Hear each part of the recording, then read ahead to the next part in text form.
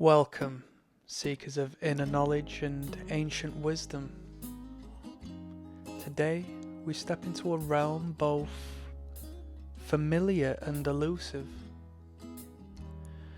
The timeless figure who appears at the edge of dreams, the one who speaks in riddles, who lives in caves, towers, or the far corners of the forest. He is the whisper of the conscience, the giver of keys, the guardian to the threshold. He is the wise old man, an archetype as old as time itself and yet ever present in the inner world of each soul. Let's enter his sanctuary and listen. The wise old man is not confined to one name or culture. He appears in myths and stories from every corner of the globe.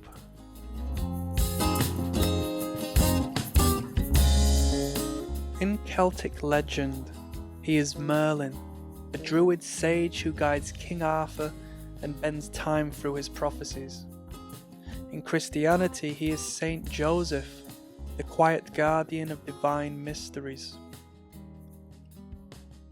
In ancient Greece, he is Chiron, the wounded healer who trains heroes like Achilles and Asclepius.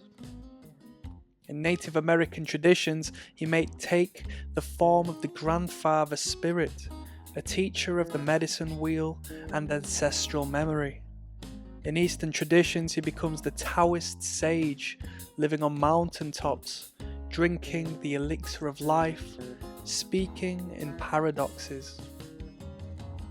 And yet, despite the differences in form, his essence is the same. He is the soul's guide, the one who holds the lamp when the path grows dark. Carl Jung named the wise old man as one of the great archetypes of the collective unconscious. He is the Senex, the balancing force to the pure eternus, the eternal youth. While the youth leaps, the wise old man watches. Where the fool ventures, the wise old man reflects. He appears in dreams and visions at pivotal moments during crisis, transition, or awakening. His presence signals the nearness of a greater truth, a deeper layer of the self. But his wisdom is not given freely. It must be earned through struggle, silence, or sacrifice. He is not a saviour, but a mirror of potential. He shows us what we might become if we integrate the lessons of life and move it from knowledge to wisdom.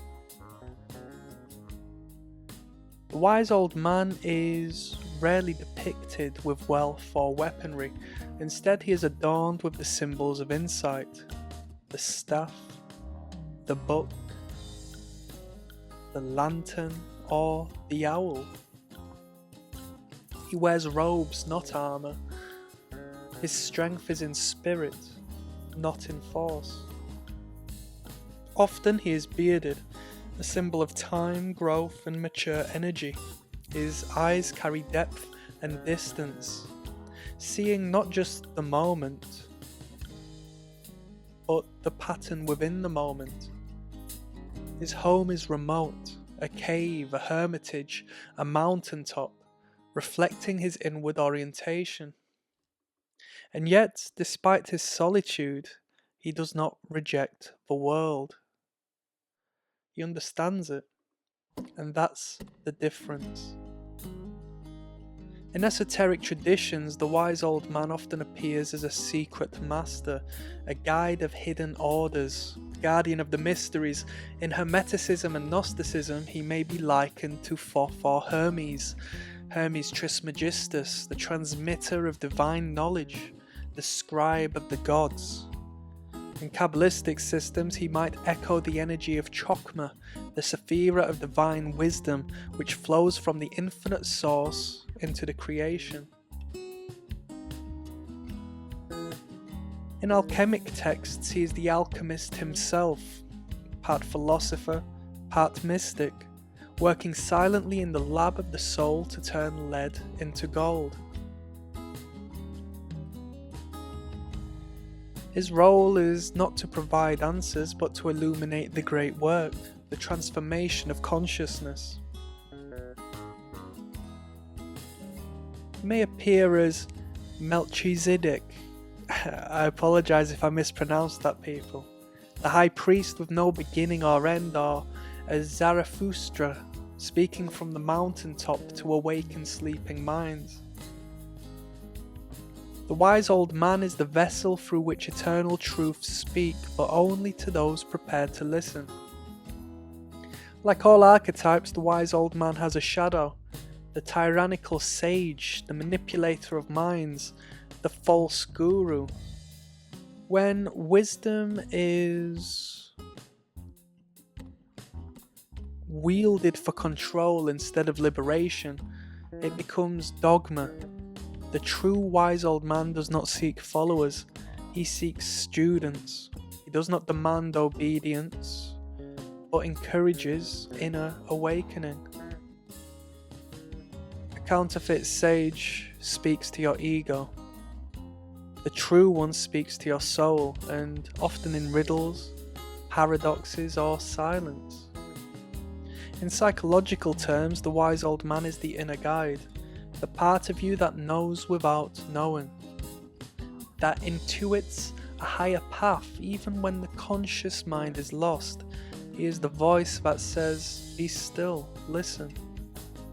The inner compass pointing towards integration, individuation, and healing. He often emerges after the collapse of identity, when we've lost the job, the relationship, the role. When the ego is humbled, the deeper self can finally speak. And when he does, it is not with instructions, but with questions. You don't summon the wise old man. You become the seeker he appears to. In stories, he often meets the hero at a moment of confusion, loss, or transition. Think of Gandalf appearing to Frodo, or Dumbledore guiding Harry, or Obi-Wan training Luke. He shows up when the student is ready, but only when the student is humble enough to learn. The hermit, the magician, and the hierophant in tarot all carry places of his wisdom. Ultimately, the wise old man is not a card, he is an energy, an inner archetype you contact through discipline, stillness, and sincere spiritual work. The wise old man is not a person to be found, but a truth to be realized, okay? He exists not just in myths, stories, or dreams, but in the hidden chambers of your own being. Every time you resist reacting, choose insight over impulse, stillness over noise, you draw closer to his essence. He is the keeper of the flame, the guardian of the memory, the voice of the ages within your soul. So when you find yourself lost, overwhelmed, or at the crossroads, ask yourself not what should I do, but what would the wise old man in me say? And then be silent and listen, because sometimes the whisper of true wisdom is closer than we think. If you found resonance in today's reflection, subscribe for daily journeys into myth, symbolism, and the archetypes that shape our lives. The inner world is vast. Let's explore it together. Thank you.